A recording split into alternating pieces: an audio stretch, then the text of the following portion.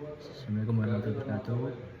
Jadi pada kesempatan hari ini kita akan menganalisis ya perbandingan antara ilustrasi dan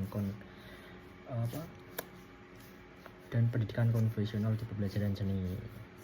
Nah, di latar belakangnya yaitu yang pertama ada perkembangan teknologi mengubah cara belajar seni. Yang kedua, muncul platform pembelajaran daring seperti ilustrasi. Pembelajaran seni kini dapat dilakukan secara fleksibel tanpa batas ruang dan waktu. Kelas konvensional tetap memiliki peran penting karena interaksi langsung antara guru dan peserta didik. Nah, oleh karena itu, dilakukan analisis mengenai persamaan, perbedaan, kelebihan, dan keterbatasan kedua model pembelajaran berikut.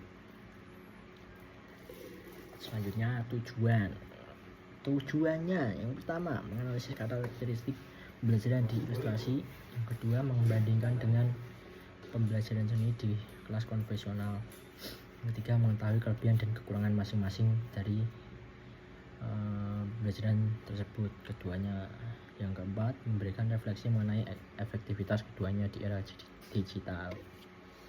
Lalu apa sih itu ilustrasi? Ilustrasi itu platform pembelajaran ilustrasi dan seni digital, berisi video pembelajaran yang disusun oleh praktisi. Itu materi dapat dipelajari kapan saja ya, fleksibel. Pembelajaran dilakukan secara mandiri, fokus pada peningkatan keterampilan praktis. Lalu analisis pembelajaran seni pada platform ilustrasi.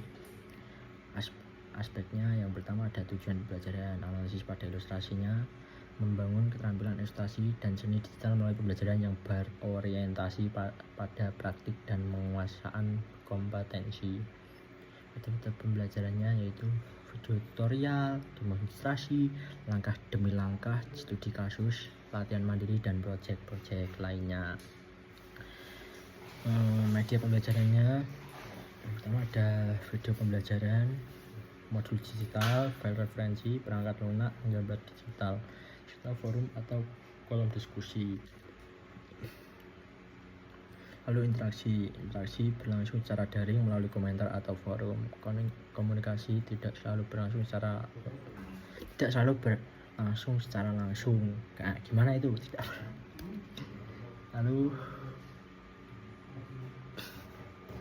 Lalu fleksibilitas belajar, sangat fleksibel ya, karena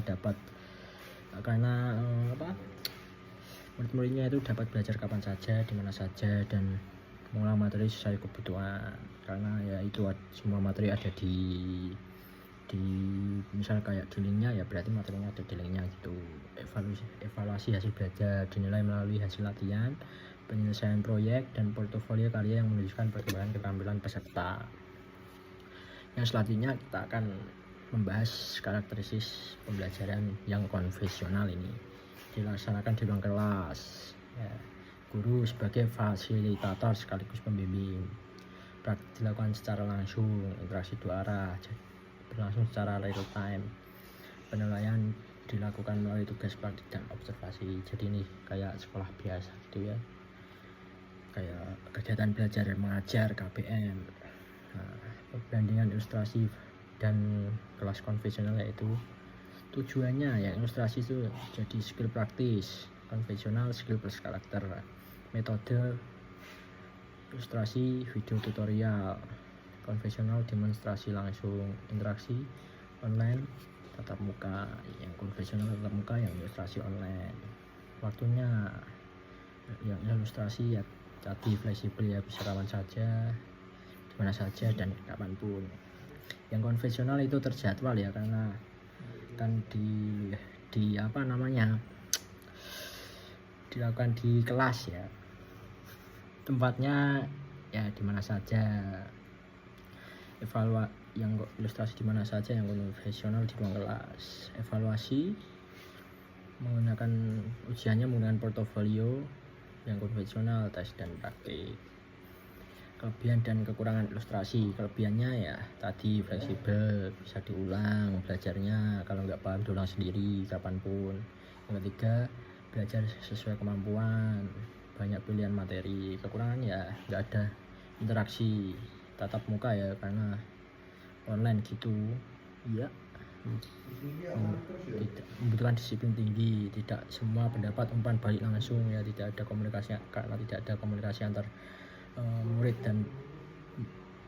dan guru, jadi tidak semua pendapat jadi tidak bisa diskusi gitu. Nah, selanjutnya persamaan kedua model. Sama-sama bertujuan meningkatkan kompetensi seni, menggunakan praktik sebagai metode utama, memerlukan kreativitas peserta didik, menghasilkan karya sebagai bentuk pencapaian belajar. Dalam proses latihan yang berkelanjutan, refleksi. Menurut analisis, kedua model ini memiliki keuntungan masing-masing. Yang pertama, ilustrasi, cocok untuk pembelajaran mandiri dan pengembangan keterampilan spesifik. Yang kedua, kelas konvensional lebih efektif dalam membangun interaksi, kolaborasi, dan bimbingan langsung. Kombinasi keduanya yaitu menjadi pendekatan yang paling relevan di era digital. Kesimpulannya, ilustrasi merupakan contoh pendidikan seni non-formal berbasis digital yang menawarkan fleksibilitas tinggi. Pembelajaran konvensional tetap unggul dalam interaksi sosial dan pendampingan guru. Kedua model saling melengkapi dalam mengembangkan kompetensi seni peserta didik. Pembelajaran seni di era digital tidak lagi memilih salah satu model, tapi memanfaatkan keunggulan keduanya secara seimbang. Jadi menurut saya ya, di era sekarang kalau digabungin kan masuk gitu ya.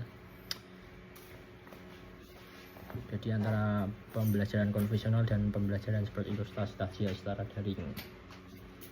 Nah, terima kasih, sekian dari saya. Wassalamualaikum warahmatullahi wabarakatuh.